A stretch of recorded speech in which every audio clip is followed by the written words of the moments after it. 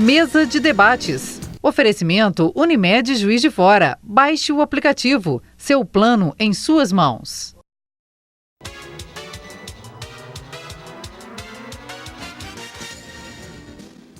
Olá, hoje é quarta-feira, dia 8 de maio, está começando mais uma mesa de debates aqui pela TV Juiz de Fora e para a gente é sempre um prazer imenso ter você aqui na nossa companhia. Já quero agradecer de antemão, antes da gente começar o nosso debate aqui, agradecer a você que está ligadinho aqui com a gente.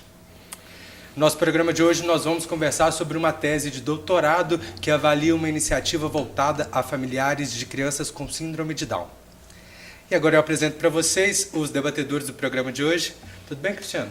Tudo bem, Caio, Maíse, Ronald. É um prazer estar aqui com todos vocês. Obrigado. Tudo bem, Ronald? Tudo bem, Caio? Joia. Cristiano, Maíse, bem-vinda à mesa de debate. Obrigada. E agora eu apresento para vocês a nossa convidada do programa de hoje, ela que vai ser responsável por ensinar a gente tudo sobre síndrome de Down e sobre o trabalho que ela desenvolveu lá na universidade, que é a psicóloga Maíse Tajiba Huck. Tudo bem? Tudo bem, tudo jóia. Tudo bem com vocês? É um prazer estar aqui. Obrigada pelo convite. Prazer é nosso, seja bem-vindo. Obrigada. Bom, nessa tese de doutorado, a palavra resiliência é o destaque, a capacidade de voltar ao estado normal, se recuperar. Para isso, a nossa convidada usou a psicologia para auxiliar as famílias, os familiares de crianças com síndrome de Down de até 2 anos de idade, e a partir de agora a gente vai conversar mais sobre esse trabalho. Mas eu queria entender de onde que nasceu essa tese de doutorado e todo esse trabalho. Essa vontade de estudar resiliência, ela veio desde a minha época da graduação, na minha monografia, mas até então era resiliência em famílias de uma forma geral, não tinha a síndrome de Down. E aí, com o passar do tempo, eu conheci a minha orientadora, que foi a orientadora do mestrado e do doutorado, a professora Nara Liana, e ela me fez o convite para estudar resiliência familiar no contexto da síndrome de Down, E aí, desde então, eu me dediquei a isso, me apaixonei realmente pelo tema e no doutorado tive essa iniciativa de fazer realmente um programa voltado para promover a resiliência familiar. Só uma coisa que eu gostaria de conversar, porque no início, quando você falou do conceito de resiliência, voltar ao estado normal, isso é um pouco complicado, porque o que a literatura científica fala é que, como nós somos seres humanos, a gente vai passar por inúmeras transformações, a gente nunca vai voltar a esse estado da mesma forma. Sim. Então, assim, a gente sempre vai ser modificado. Então, seria uma... eu não gosto de usar nem a palavra capacidade, assim, porque capacidade, ela dá uma ideia muito de qualidade, de adjetivo, e não é isso que a gente gostaria de passar. Então, é mais uma transformação mesmo, uma superação daquela família, já que a gente está falando de resiliência familiar, diante de adversidades significativas. Sim, acabou que eu dei uma explicação do que é o significado da palavra em si, mas a gente sabe que ela carrega muito mais questões, e é isso que eu ia te perguntar agora, sabe? Por que essa palavra ela está tão em voga? Por que ela está sendo tão discutida? E qual que é a necessidade dela no contexto social? Eu acredito que ela está muito em voga até por conta de uma outra área da psicologia, que ela começou a ser desenvolvida principalmente pelo Martin Seligman em 1998, que é a psicologia positiva. Então, assim, a psicologia reconheceu que já tinha, de certa forma, trazido inúmeros ganhos, inúmeros conhecimentos a respeito da doença mental, vamos dizer assim, dos aspectos negativos da vida do ser humano, e não tinha pesquisado até então nada das positividades, das virtudes do ser humano, enfim.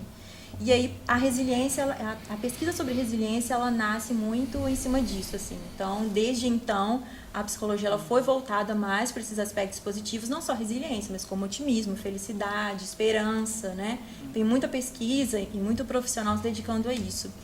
E, aliado a isso, eu acho que inúmeras são as diversidades, que a gente vive, principalmente nos dias de hoje.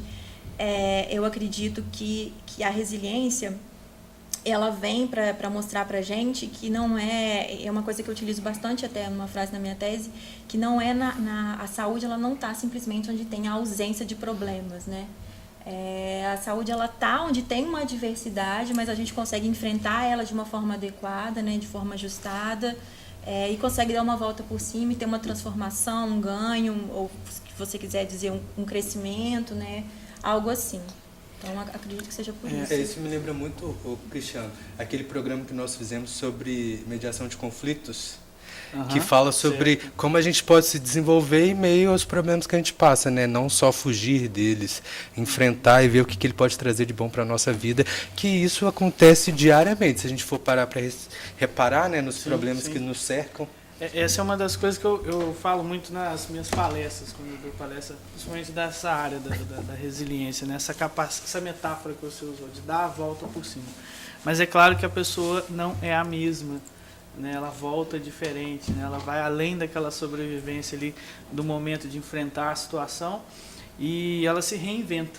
Isso é muito legal, né? Como é que você encontrou isso dentro do desafio que as famílias, então, têm com uma pessoa com síndrome de Down? Então, né, antes, né, a literatura científica, ela exaltava muito esse panorama desanimador da deficiência, desculpe. E não só da síndrome de Down, mas de qualquer deficiência, né? Então, a gente fala que havia o predomínio de isolamento social, vergonha, estresse, depressão, enfim. E hoje em dia, a gente já começa a ver que existe essa possibilidade de responder positivamente, sim. Então, de responder a gente fala em processo de resiliência, né? E como é que as famílias relatam isso?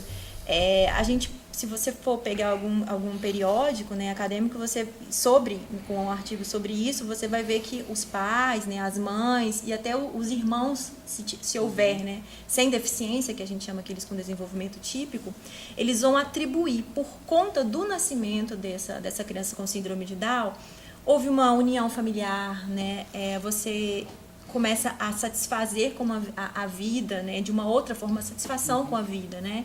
Você começa a olhar as coisas com outros olhos, algumas coisas às vezes que passava batido, que você não valorizava, hoje em dia você valoriza mais, né? Há um fortalecimento da espiritualidade também, muitas famílias relatam isso.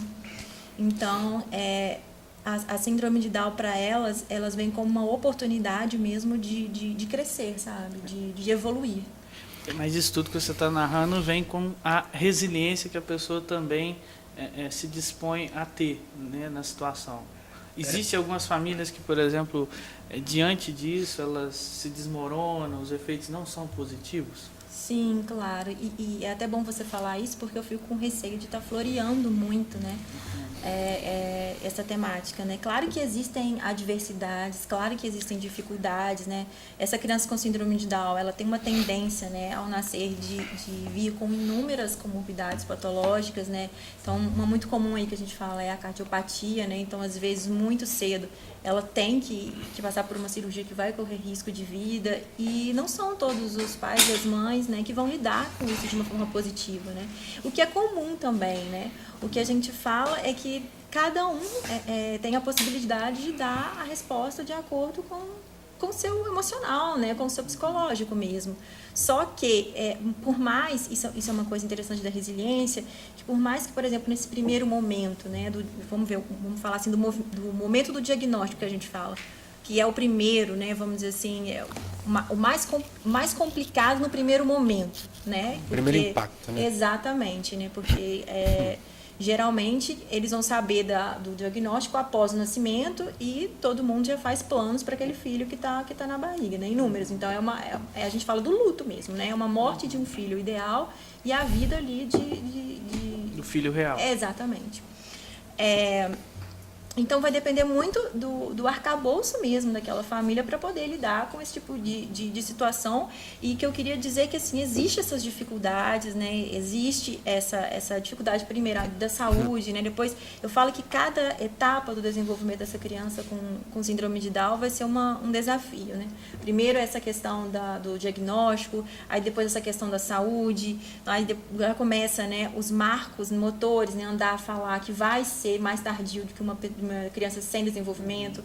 Aí depois a alfabetização, né, vai começar os conflitos na escola, enfim, depois profissionalização. Então, assim, isso existe. Mas ainda assim, o que eu queria mais enfatizar é que, por mais que no início aquela família não deu uma resposta positiva para aquela diversidade, isso não faz com que ela em outro momento possa dar uma resposta diferente, de uma forma, vamos dizer assim, mais positiva, entre aspas, né? Então, assim, a resiliência, ela tem esse caráter de mutualidade mesmo, ela é instável. Você pode responder de uma determinada forma mais positiva e depois passar por uma forma mais negativa. Só que o que a literatura diz é que a partir do momento que você deu uma resposta mais positiva, como você já sabe a melhor forma, né, de enfrentar as estratégias utilizadas, é mais provável, né, a gente está falando de probabilidade, de você dar uma resposta também positiva no futuro. Mas isso tudo é probabilidade, né, não é uma certeza. Mas Você que você tá doido para perguntar, porque o Cristiano não deixou você falar esse bloco inteiro. Não Mas eu vou pedir para você segurar essa pergunta rapidinho. Claro. A gente vai fazer a primeira pausa do programa de hoje e já voltamos.